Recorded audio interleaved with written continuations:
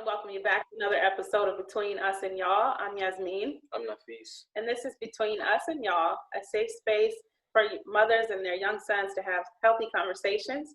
And we want to thank our listeners for listening to every episode thus far. We've had some amazing conversations with mothers of young adult men as well as young adult women. And we are really grateful. Usually we like to advertise for a local business. And before we introduce our guest today, I'd like to share some information on a local photographer here in Atlanta by the name of Leslie Andrews. She is an amazing photographer. She is taking pictures of people for whatever season you're getting ready for, whether it's prom season or Eid season or your wedding season, whatever it is. She's taking pictures, and I will share information from her photography business in the link below. But if you want to get in contact with her, you can visit her website at leslieandrewsphotography.com. And she's located here in Atlanta. She has a rental space called Midtown Art Collective where they rent out spaces as well. I'll share information about that shortly. At the end, I'm sorry. Okay, so today we are starting a conversation with our guests. Before we introduce the topic, I'd like them to introduce themselves. So. Hello. My name is Nafeesah. I'm from Oakland, California, and this is my first time doing a podcast and with my son, so super excited. I'm Ajai. This is also my first time doing a podcast. Okay, and we want to thank you for having us. Thank you for being here. Before we started recording, I should admit that Nafeesah and I were just reminiscing on, how long we've known each other. I've known her since she was about 2 years old, and I'm kind of giving my age because I'm a lot older than that. But we're both moms now, and both committed parents, and so when we were compiling our list of guests for the show, I definitely wanted to include Nafeesah because I've seen her grow over the years. She's raising amazing children, and she has a child on the way. So we're wishing luck, all of our listeners. We want to send prayers and blessings to the new baby that's on the way. So thank you, guys. And my son and Nafeesah have similar names. He's Nafees for everybody that, listens in, and she's Nafeesah. So they have similar spellings too. And our families go way back. I joke all the time about how I never really knew her dad wasn't my real uncle, so to this day, I still call him Uncle Jeffrey because we didn't even know that wasn't my real uncle, like by blood. So that's my real uncle, Yes, it is. All right, so cool. So today we're going to be going into a topic of navigating into adulthood. This is something that mothers have conversations with their young adults all the time in different ways, but today we're going to be focusing on specifically the process of moving out. And that's when Nafees came up with this particular topic. He wanted to touch on getting kicked out versus moving out voluntarily. Because he wanted to know what's the difference, and how people need to learn, how to avoid being kicked out as opposed to being able to live with your family comfortably, for however long that is. And then also we want to talk about understanding bills. And before we get started with all of our other questions, we like to start with a standard question about a family motto. And our family motto is to work hard, pray hard, love hard, and play hard. We try to incorporate that in all that we do. Do you all have a family motto? And if so, what is it? And you tell me if this is a motto. Okay. I'm always telling my children that, anything worth having, you're going to have to work for it. That's just what it is, so I definitely, focus on them being able to see that from different perspectives because, trials and tribulations are going to arise, continuously throughout life. So I just want them to be able to handle those accordingly and, appreciate the struggles. So then they'll be able to, embrace the struggle so they can appreciate the success at the end. I like that. That's definitely a motto. And it's words to live by, You gotta work for what you're trying to do. And commitment and consistency is important. Okay. All right. So for our first question, have you all begun the discussion about what moving out looks like? And if you have, can you share with us what that conversation has looked like? or what it sounded like? We haven't really like sat down and talked about moving out, but we have occasionally came to the thought of where I want to go when I move out and when I want to move out. And but because college is I want to go to college, and we always talk about if I want to stay local or go out of state, but that hasn't been a conversation we've like sat down and talked about. Okay. All right. Nafeesah is in his second year. Well, he's a rising junior in college. So we had to start having a conversation, when maybe, what would you say, how long ago? We've had it going into college, and we've had it with maybe like a year or two ago. Okay.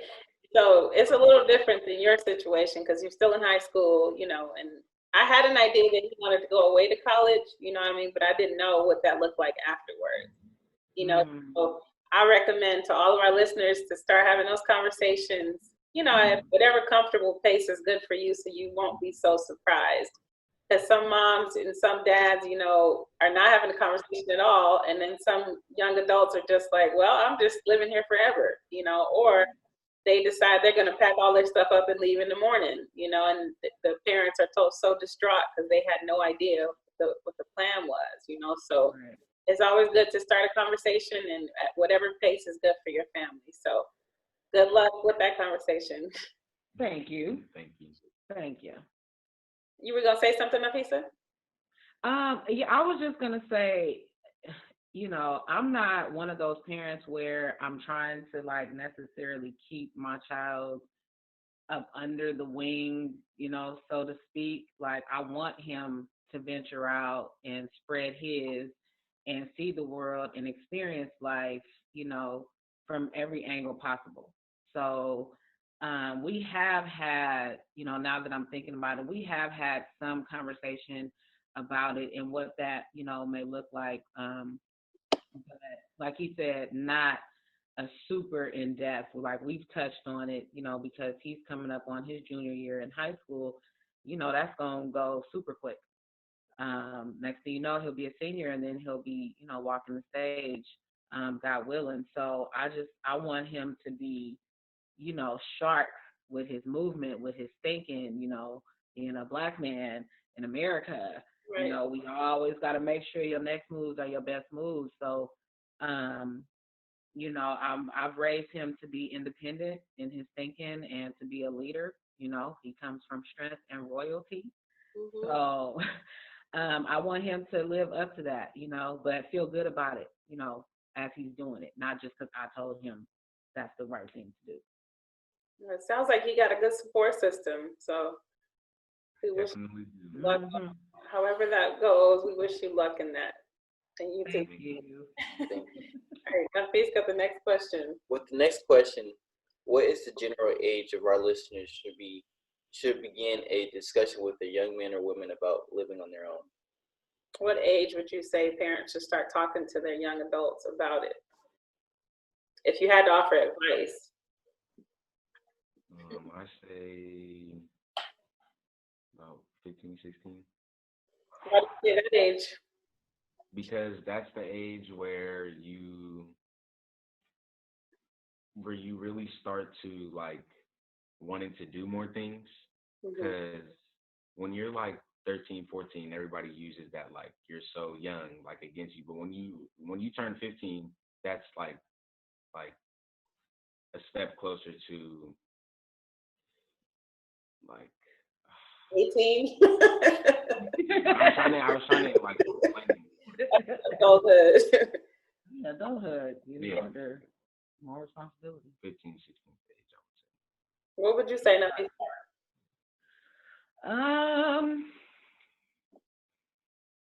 I mean, I guess that's that's a mutual ground. 15, 16. Just because, like you said, they're stepping into a whole new realm. Like they're not that young, like you're stepping into young adulthood. You know what I'm saying? So once you get, like, he'll be 16 in August, on August 4th. And we were just actually having a conversation about that the other day. Like, dude, you're about to be 16. You're going to the 11th grade. You know, what is the plan? Do you want to go to college? Do you want to, go to a trade school? Like, what is it that you want to do? Like, we have to have a plan, and once you have that set, let's execute it. Let's start working on it. So, yeah, I would say that 15, 16, maybe even 14, just a little bit, just to start like pitching it to your child, to say, hey, what do you feel about that? And then just kind of take it from there. What would you say? I would definitely have to agree with what they said. Definitely, I feel like pitching the idea is always good, and then as you get older, just molding the conversation into like making it more like maybe adult or just more just like a grown topic. So it's like you might introduce it, and then as you get older, it's like, well, do you want to do this or do you want to do that, or are you just being more specific about it? I would say I think the age for me is maybe I think where it got more serious for me, I think was like 16, 17. And was I think just for me personally, I started to take it more serious. Like okay, now I'm really about to be on my own. Like I'm about to be in college, and I got to really start thinking about it now. And I think that's just for me. Like I started thinking. Yeah. Were you scared, like, in your thinking about it? Did it make you nervous? Even though you knew you always had, your mom was always going to be there for you, but just stepping out as, a young man, soon to be a grown man, like, how did that make you feel internally? It definitely made me nervous because it's like still trying to figure out what I want to do and how I want to do it, and making sure I'm presenting that in the best way possible, and also trying to, you know, also take on challenges, but not make me feel like nervous or like frightened not to do it. So definitely been trying to get all the advice or get everything that I can. So if I gotta, pay a bill on time or do something, then I'm able to do that. Yeah. We have conversations about it, but and my approach has been trying not to be so overbearing where he never feels like he doesn't have a place to call home. But at the same time, he knows, you should be trying to establish yourself too, You should want to have your own choices of when you wake up in the morning as opposed to when I wake you up, the food you're going to cook, what kind of food you want to eat, and how you want to keep your dishes since you don't like washing the dishes every day, stuff like that. That's how, you can start having conversations with young people because honestly, they relate to things that they are dealing with right now. So sometimes when you're having a conversation about your chores, it's like, okay, one day you might be living by yourself and you don't have to throw the trash out. You can just keep trash in your house all day if you want for a week. And then you'll have mice, and you'll see how that life is. So that's how we kind of started the conversation.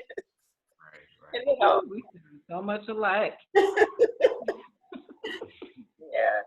All right. So for our next question, some parents allow their young adults to continue to live with them if they are not living with relationship partners.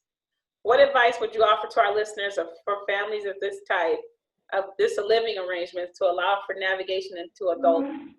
Like if you're not married, you're not with someone, and you just allow your child to live there, what advice would you offer to any families who are in that type of situation so that they can make sure that they're still kind of helping them grow up and navigate into adulthood, but they're still living with their parents? Parents not married or parents not with somebody who lives there, so it's like, it's cool, you can stay here, you can help, pay bills or whatever you do. What advice would you offer?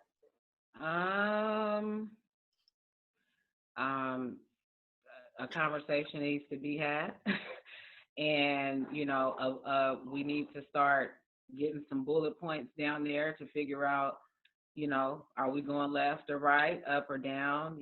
Like, it's just, for me, I wouldn't be able to do it. Like I said, I'm always telling Ajai, and I guess that's because, just to give a little part of my background, I was kicked out at 14. My goodness. So, I had to raise myself in a lot of ways. Like, even though I still had, family and friends that took me in and things like that, but ultimately at the end of the day, I my dad had remarried and my mom had remarried. So that's a whole nother story. But I didn't have a plan. I had to figure it out. So for him, I'm always preaching to him like, this is what my life was like at your age, so let's try. I don't want that, to repeat. Right. And I would never do that to him, you know what I'm saying? Unless he did something that warranted me to do that, you know what I mean? As far as, bringing some type of danger to the house or, something like that. But he's not that type of kid. So at the end of the day, we would have to have a conversation and like really figure out, so what's going on? What do you want to do? What are your interests? What are your likes? What are your dislikes? What are you talented in? What is your passion? Like we would just have to start having a conversation about that so we could change, the direction in his or her thinking. Because at the end of the day, it starts with how, what your mindset is. So, I'm always telling him, like, stay sharp in your thinking, keep reading, research, ask questions, just don't limit yourself to information. So I feel like the more information they have as far as life in general and what it looks like outside of your comfort zone, they'll be better prepared to make those types of moves. But yeah, no, we no couch potatoes here. No, you got to do something. Would you add anything to that, Ajay? No, everything she said is. Okay. Hey, what about you? Would you add anything? No, I don't have anything there. The young man, like, no, we good. Yeah, I feel you, Nafeesah, on that. All of our listeners, have gone through different challenges, growing up. I had a different situation where my mom passed away at 18, so I had to move out, and move out to get married very quickly. A whole, thing, just whole life change, from living in the house. Yeah, I'm saying. The thing is, it was a big change, and I had to figure it out too, and I had to figure it out in a relationship that was permanent, you know what I mean? So it was a whole lot of figuring out that had to happen. But we don't assume that all of our listeners are in the same situation. But if you are facing, if you are a parent who's experienced, where you had to figure things out on your own, it's good to start thinking about what your plan is for your young adults so that they're not faced with the fear of being kicked out or thrown out and having to figure things out, on their own, because it doesn't have to be that way. It could be different, and you do have time to make a difference. So we want to encourage our listeners to start talking to your young adults, know what the plan is, and know how to support that plan. And then also, if I might add, just, I always do, mental health check-ins with Ajay, to find out how he's feeling about the world, especially with everything that's going on right now with, the shelter in place, COVID-19, social media, things like that. So I don't want to sound like I'm just super like non-compassionate or anything along those lines. I'm always checking in with him to make sure that he is focused. If there's anything that I can do to help, like I want to be there to support him, but I also want to see his efforts in supporting himself. You know what I'm saying? So, yes, coming from a nurturing standpoint, that is important. But then also, you got to have a little, a little militant. Yeah. You know what I mean? Just so they understand, the seriousness. Like, I'm not going to be here forever, so I'm trying to prepare you. Yeah, exactly. And I appreciate what you said about a mental health check-in, because oftentimes a lot of people are not thinking about that when it comes to young Black men. They face a lot every day, from just the basic everyday life, trying to go outside and live their regular lives. Could be that they don't come home, at the end of the day, or they have someone who's after them for some reason that they had no idea why, and it could just be just because of the color of their skin. So checking in with them, and being supportive of their mental health. We had another conversation about mental health on a couple of episodes back, and we were talking about how there's this whole thing in Black communities that still exists, that people don't accept that we have mental health challenges, like real stuff that can be diagnosed by doctors. Right. You know, and outside of the stuff that can be diagnosed, the stuff that we deal with adds to the stress. So it's very important for us to have mental health check-ins, and for our children to expect that, and for them to not think, you know, something's wrong because my mom's asking me, you know, what's going on with my mental health. It's like, this is a normal thing. I'm going to check on you, and I know I'm going to know how you are. And then for the young people to check back too, you know, it's good for you to know how your mom is doing, you know, because she's having to worry about you when you leave home, or your friends, you know, when they're coming over. Yeah, so the young people nowadays like think of it as non-cool or just or weird to express your feelings to your parents. Like they just they want to post how they feel all the time, or yeah, they just want to put on social media and tell everybody how they feel, and so that they can get other people's feedback instead of their parents or something. I'm glad you said that. A lot of times people don't realize social media desensitizes you in a lot of ways, and it actually changes your type of communication, because you can say whatever you want and you don't get an immediate response from somebody in your face, because you're just typing and you're just pushing things, you know. There's nobody there to tell you, hey, that's not the best thing. I don't like that. You know, they can send you their likes and stuff like that, but at the end of the day, you can log out and then it's over. Right. But if somebody's, you know, sitting there with you, it's a completely different type of communication. So I'm glad you brought that up. Good job. Thank you. Well, our next question: do you have a process in place for if moving out requires a move back in at some point? So he moves out and he says, I'm ready, I made this plan. And then he comes back and says, hey, I need to move back in. Okay.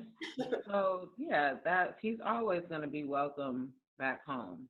Mm-hmm. I would never leave my child out, you know, in the cold. Again, conversations will be had. You know, I need to know, what happened, what's going on. You know, I thought we had a plan. How come you didn't execute it? You know, did you make a left turn when you should have made a right, or did you go straight when you should, you know, went the other way? So communication is very important, but at the end of the day, yes, I would allow him to come back to the house. He will always be welcome back at home. Like, that's just point blank. Okay. Would you add anything to that, young man? I think that it would depend on like the situation, like of how I didn't follow the plan, like because the plan's messed up, you know. Always go according to plan. Right, but if I knew that I was messing up the plan, then it's like, oh, okay, well, then it's like, should I ask to go back? then I accidentally went, then it's gonna be like, okay, so much like. You gotta be honest with yourself with that first. So I know. that's okay. All right. That's good that he's thinking about that, though. Because you know me, you know I'm gonna stand right at the door, and then we gonna talk while you at the screen. So what's going on? Let me in here. What's going on here? You got bags? What's up? Got anything to that? I'd definitely say we have like a plan A, plan B, or just like a solution to it. So I mean, like you said, definitely my mom has made this a place like I can always come back to, you know. Absolutely. Never like, you know, I think what's made me feel like not so like rushed to get out, because it's like, you know, I feel comfortable, and it's not like, you know, you have the choice of leaving, but don't feel like I'm, you know, telling you know, since you're at this age, you gotta leave. Right. And so for me, like, that's giving me a chance to really like, okay, like, what is it that I really want to do, or is it that I really want to go, and really think about it and how I want to do it, and like what it's gonna take for me to get there and the challenges. So then after that, when I figure that out, I can present that to her and be like, you know, this is what I want to do, this is where I want to go, and this is how I'm trying to do it. And so she can give me the pros and cons of that, and like, you know, but still at the end of the day, if that doesn't work out, you can always go home, you know. Yeah.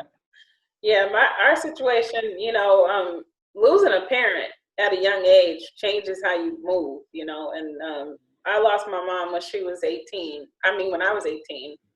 And, you know, just losing family members, I think changes how you move. I know you remember my brother Sonnet, you know, he was murdered.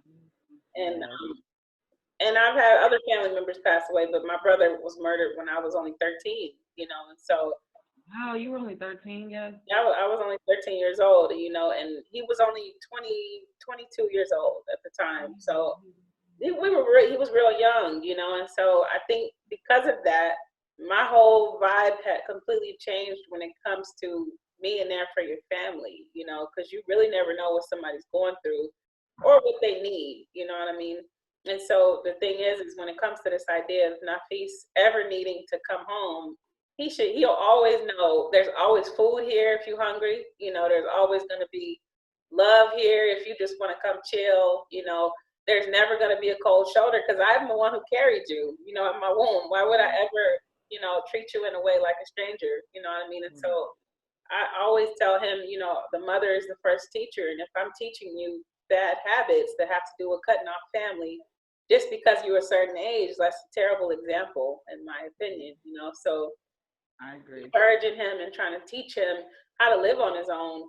But at the same time, if I got it, he has it, you know, whatever it is, you know. And luckily he hasn't gotten to the point where he's, you know, abusing that, you know, that love and that power. Like, I don't have to do nothing. I'll never have to work. My mom's going to, you know, take care, or my dad too. His father takes care of him as well, you know. But I think that in African American families, unfortunately, we haven't had enough when it comes to material stuff. So we get into this behavior that's very different to parents that have a lot of money or have a lot of physical things, because we're just like, I had figured it out, so you go figure it out. You suffer too. Whereas people that are financially stable are like, no, you don't have to do that.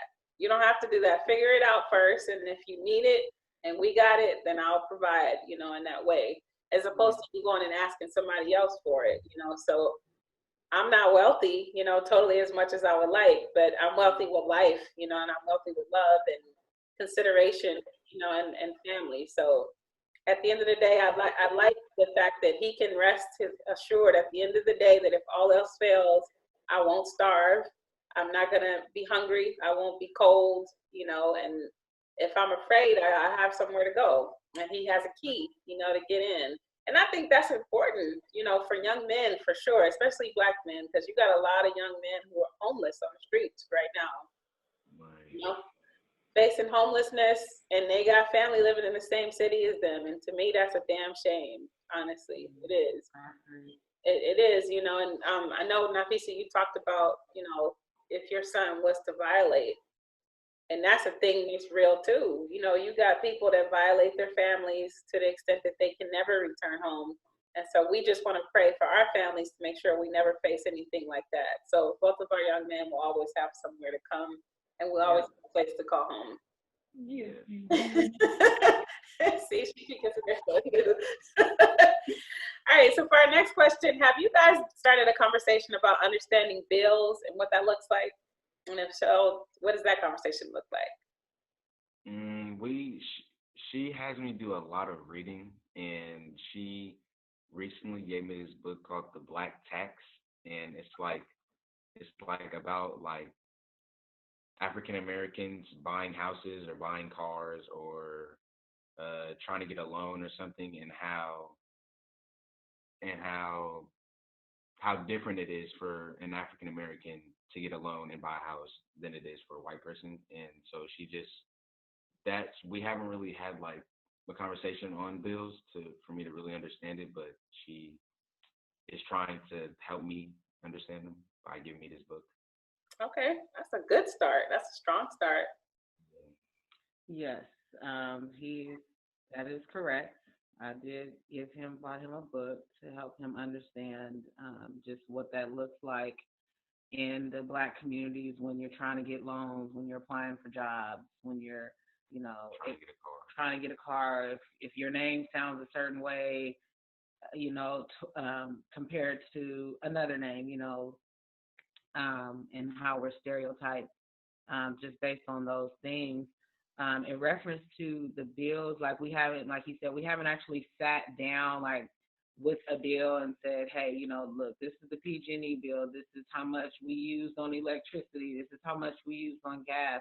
But I mean, I'm always talking about turn the lights off, you know, don't fall asleep with the TV on and, you know, things like that. Don't have the heater on and all the doors open. We don't live in a barn. So it's like, let's be mindful of the people that are keeping the roof over your head and paying the bills and things like that. So when it does come time for you to pay your own bills, you'll be more sensitive to that. You know what I'm saying? I was gonna say, he definitely is open to learning a lot. You know, like like I said, like he said, I'm always on him about reading and researching and asking questions and things like that. So I know when the time comes, and it's coming sooner than later. But I know once we actually sit down and dive into that type of conversation, he won't have any problem with sustaining that information. Plus, he's really good with numbers. You know, math. He does like math. He helps his sister with her math. He helps me with math. Like you know, I'm not good. I can count money. That's good. As far as, you know, X times Y and all of that stuff, like I'm just not there. But in any event, yes, I know that he's open and willing to learning. So, but we've had little conversations here and there. And for our listeners that may have missed it, he is in the 10th grade, a rising junior in high school, you know, so this is not something that's completely strange, you know, for you all to still be working towards, you know, what that conversation looks like as far as bills are concerned. And that's cool. That's totally normal. He is living a regular life, and that's completely fine, you know. Nafeesah, on the other hand, is in a different situation where he has his own bills, you know, that we've had to have conversations about because they're his, you know, and so that's a different conversation. And so what has that process been like for you? Definitely money management, and also just being mindful of just how much money I have and what I need to, you know, plan for the bills. So definitely one of the bills is my phone bill. So just definitely, definitely just keeping up with that and making sure, like, hey, I know that I want to go hang out, but I know that I need to put at least X or Y amount of money to the side, so you know my phone can stay on, you know, or different things. But definitely, like, mom has sat me down and showed me different things and like the, you know, how much you use and how much, you know, is going into it. So definitely in terms of like doing certain things and certain actions in the house, I definitely took that in consideration. It's like, okay, like I need to be mindful, you know, how much I'm using, or, you know, so it's not like outrageous number on the bill. Yeah, I remember when I was younger, my dad, you know, I don't know if you remember when we lived in Berkeley, in South Berkeley, and we had I don't know if you remember that house, but we lived in South Berkeley on French Street, and my dad had a triplex. Yeah, so the guys lived downstairs, my brothers lived downstairs, and we lived upstairs. And his idea was that they would like have their mock first house, you know, where they could live down there and learn how to pay bills, and each of them had to pitch in for one bill, you know, and that was his way of teaching. And I remember those conversations he was having with them about, you know, you live here, like you're using something that you're doing here is taking from the, you know, utilities or the whatever is happening here, you're a part of it, you know. And so that was a challenge for some of my brothers, specifically Tahir, you know him. He had an issue with paying for anything, you know, and he ended up just moving out because he's like, I'm not paying for all this stuff. And sometimes that might happen, you know, for our listeners. You might have a young adult who hears the conversation about bills and they say, I don't want to talk about it. I'll just rather move, you know. And I saw that in our house, you know. But my thing, the way that we've done it is I just kind of have opened the bills and let Nafees look at what they look like so that he can understand. When you look at an electricity bill, you can understand if a city is abusing you, because you have some cities that abuse African Americans when it comes to their electricity usage. And they're charging us more than they do other people in other neighborhoods. And if you don't know what that looks like, then you don't know what to compare it to, you know, because you could say, I haven't even been home enough to have my lights on that much or to use that much electricity. but for some reason I'm being charged, double the amount from my neighbors, or something. So that was one of the first reasons I kind of started bringing it up with him, because we used to live in Tuskegee, and that was a place where they were abusing their residents. People got like electricity bills that are $400, and they hardly are ever home because they're students. So I'm like, y'all never wondered like why your bills are that high, and they just thought that's what it was. But I use that as an example of a way to kind of start talking to him about, what does this bill mean? What do these numbers mean? What does it mean when you look at it and it has these bars, and what do those bars mean? And that changes when he starts turning on the lights or turning the lights off.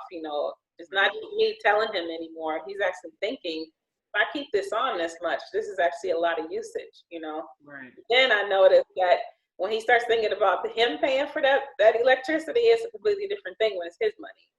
When it's my money that's paying for the electricity, then it's, oh yeah, that's cool, we can talk about it. But when it's his money, it's like, oh no, turn the lights off immediately,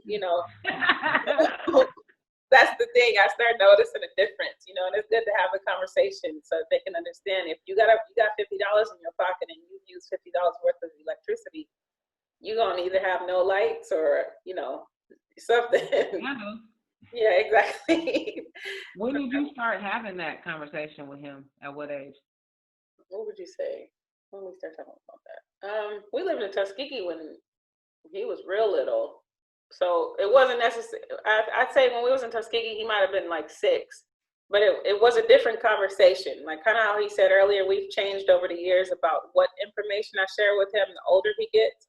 When he was 6, it was more like just the idea that there's this existence of people abusing African Americans when it comes to their utility usage, and that's wrong, Then when he got older, it started turning into turn off the lights, because if you don't, then you are going to be a person who is wasteful, Right. Then as he got a little older and he has a phone, then it's, you need to figure out a way to pitch in $10 at least, because this is your phone that you're using, and if you don't, then you won't have a phone.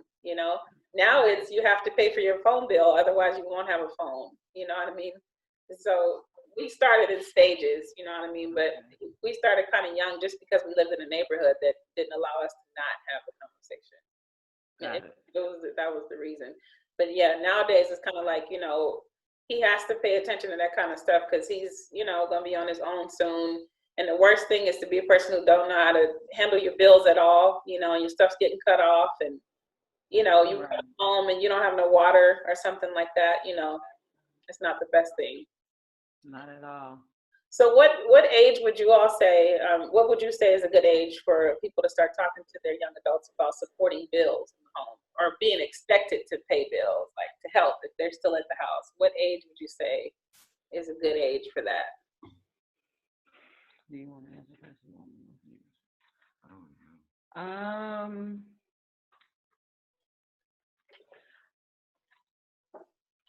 I don't know, like, because I guess it would, like, for me, I would want him to learn how to save first. I don't want him to feel, super obligated to have to put something on the bills, per se. I mean, I guess it depends. Like, if he's still in the house, after high school, he say, for instance, he didn't get into a school out of state, and he's, school locally, and he's spending a lot of time at home, and he may have a job. I guess it would just depend on the situation. But yeah, I think it would just depend on the situation for me, because I don't want him to feel like that's my main objective is to get him to put money on the bills. You know what I'm saying? But I do want you to feel, some responsibility if you're spending a lot of time here.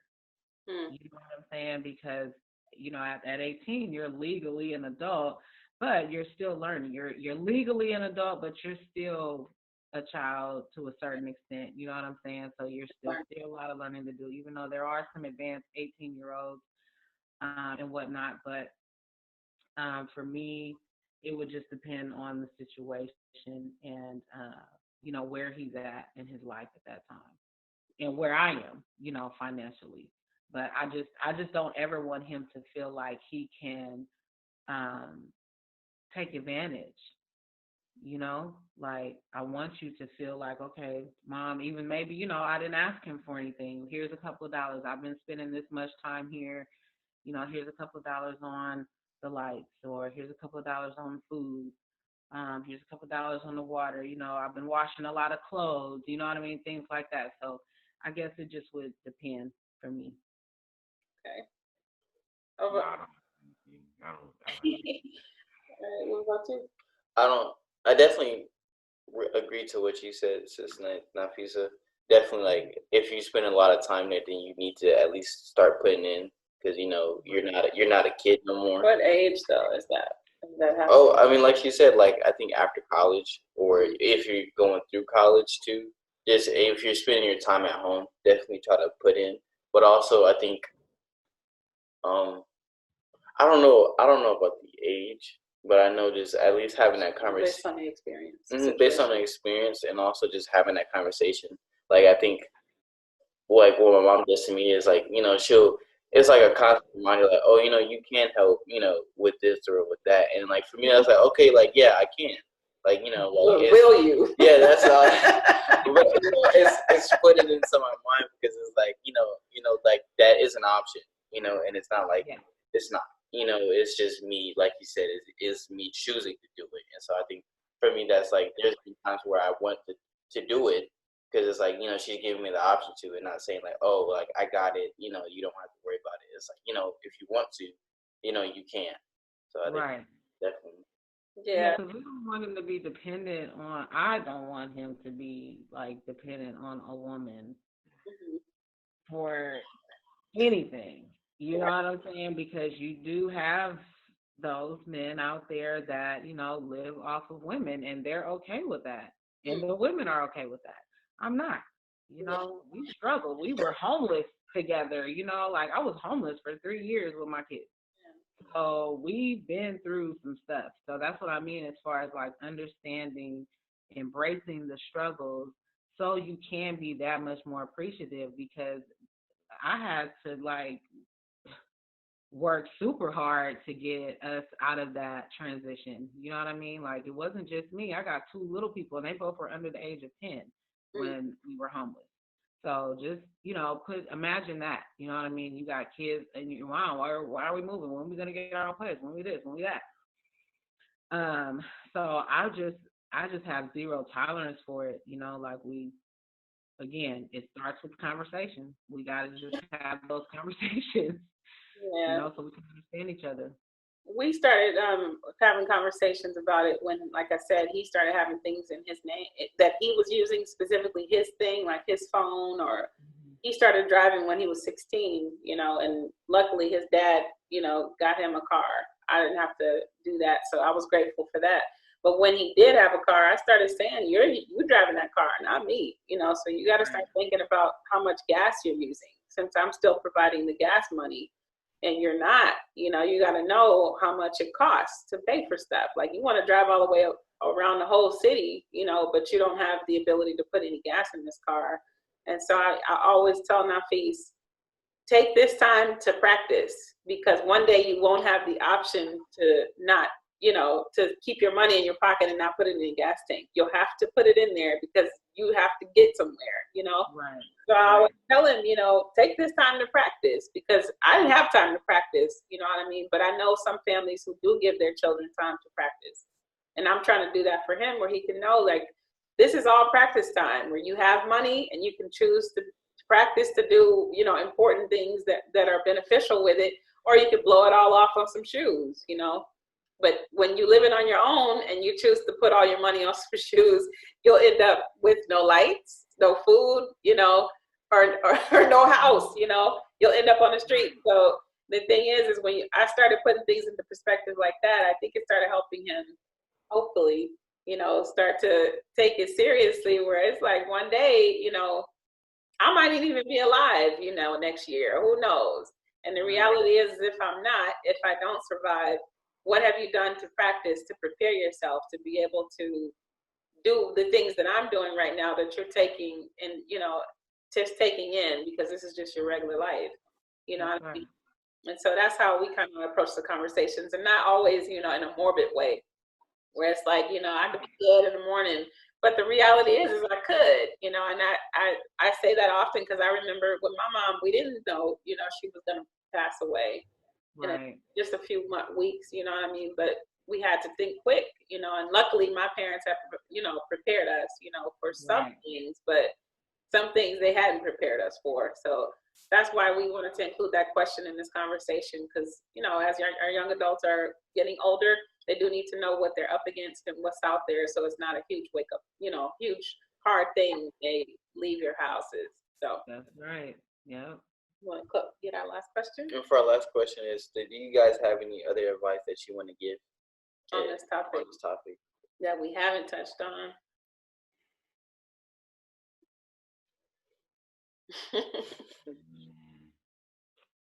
Anything you can say to our young adults, Ajai, that you know that your friends need to hear, and are you guys think of the bigger picture? Okay. Before you do something. Okay. So good. Every time. I like that. By like before you make a big decision, like if you want to go sneak out with your friends, but you just got caught sneaking out or something, like think of it. Do you really want to go do this right now? Like, or could y'all just hang out tomorrow at like the high school or something? Like, just always think of the bigger picture. I like that. Nafeesah, what do you I would say don't be afraid to confide in your parents. We recently lost his stepbrother. He was murdered last year at 16. And so that, of course, we took a huge hit, you know, with that. I had just talked to him 10 minutes before he was killed. And he was 45 minutes. He had just been with him 45 minutes prior, but he was supposed to come home. So, I say all of that to say it's just really important to stay connected with those that love you and that have your best interest at heart, because one decision can change the total direction of your life. And that could be for the good or the bad, you know. It depends on the decision and the situation. So I would say just stay close to your loved ones, because at the end of the day, they are the ones that's going to be there to support you, to bail you out, to come visit, to put money on your books, to, you know, all of those types of things if those situations arose. And don't be afraid to be vulnerable, you know, like it's okay. You're human. You're not a robot. You know what I'm saying? So, you know, feel whatever it is that you're feeling at that moment, and then figure out a way to work through those feelings, you know, practicing emotional intelligence and things like that. And, you know, just staying connected to positive energy is really big. I'm really big on that in our household, because your energy introduces you before you even open your mouth and tell me your name. So, yeah, that's what I would say. Stay connected to your stay connected to your family, stay connected to your parents, and just, you know, communicate. There's nothing wrong with that. That's, you know, we have to do that in order to get by in life. All right. How about you? Don't be afraid to ask for help. You know, if there's something that you don't understand, then express that. Because if you don't express that, then maybe your parents or family would never know that you didn't understand that. And so that can cause miscommunication or misunderstandings. We also have the courage to take on challenges that may not be understanding, and to be, you know, always think, like he said, think of the bigger picture and always think about the long run. if you want to do something else, always think, so I think sometimes we get so caught up in the short term of like, what is like going to happen like in the now, but we don't think of like, the repercussions or the consequences that can happen in the long run. Right. So definitely like take that in consideration in anything and everything that you do, because that does matter.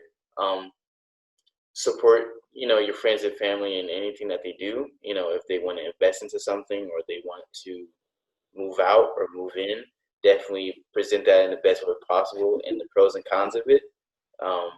Just have a good time. Yeah. Yes. I like everything that you guys have shared. And I would say one of the things that's been helpful for me is staying connected to other families, that reflect what type of family you're trying to build. It's easier to suffer when you're alone. I've learned, it's the suffering process is harder when you're by yourself.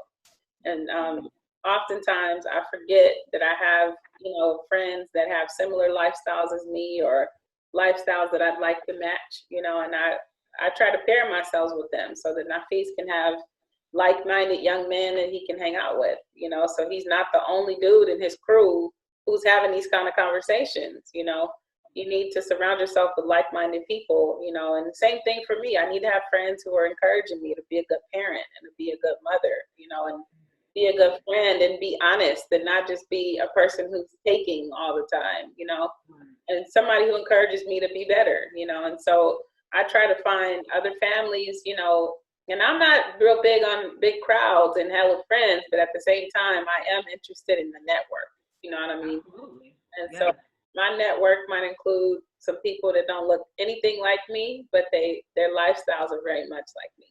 And my goal is for, Nafees to have a good life and for me to have a good life too.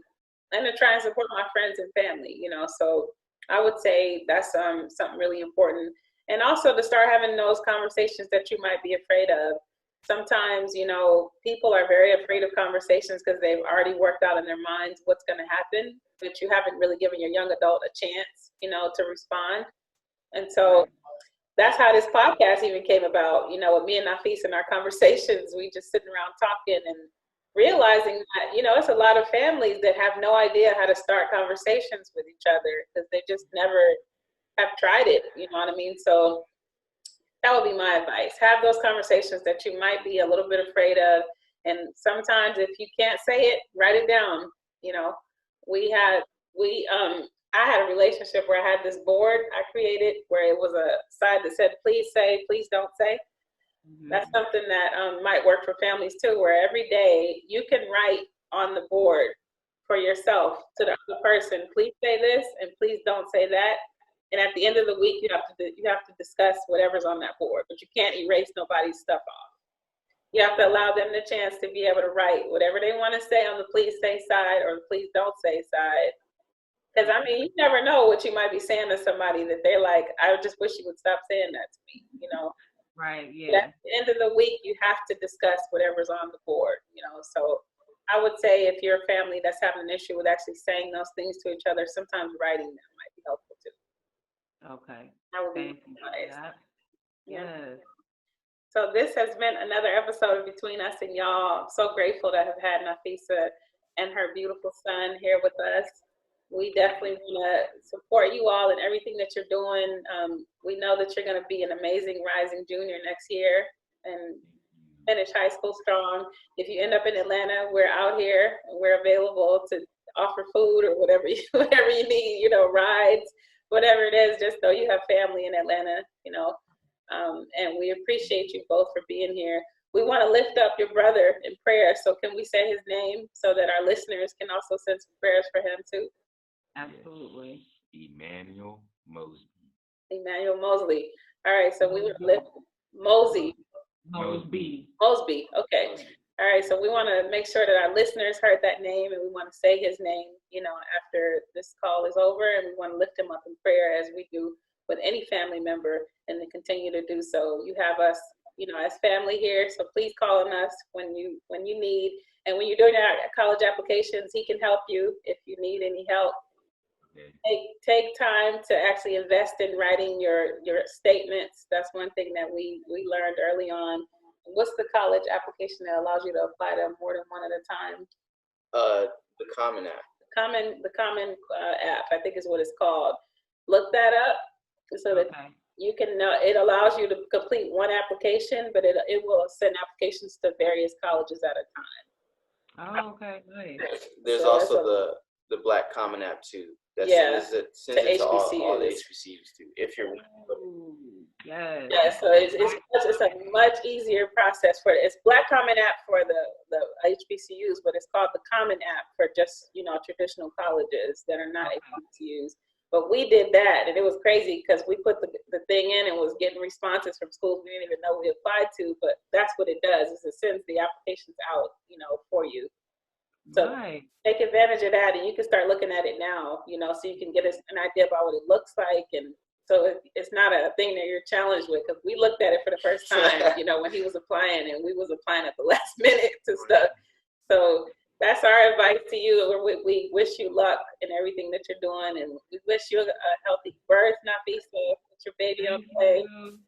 Thank you guys so much. This was such a pleasure. I'm holding back tears right now because I'm just so overjoyed with love. But thank you so much, Yasmin and Nafeesah, for having us. Like, this has been such a blessing, such an honor. I had a lot of fun. And I look forward to possibly being your guest again. Yep. All right. As we usually close, we always want to encourage our guests to work hard, to pray hard, definitely love hard, and spend some time playing hard and do all those things together. Thank you guys for being here. All right. Absolutely. Peace out, y'all. Peace.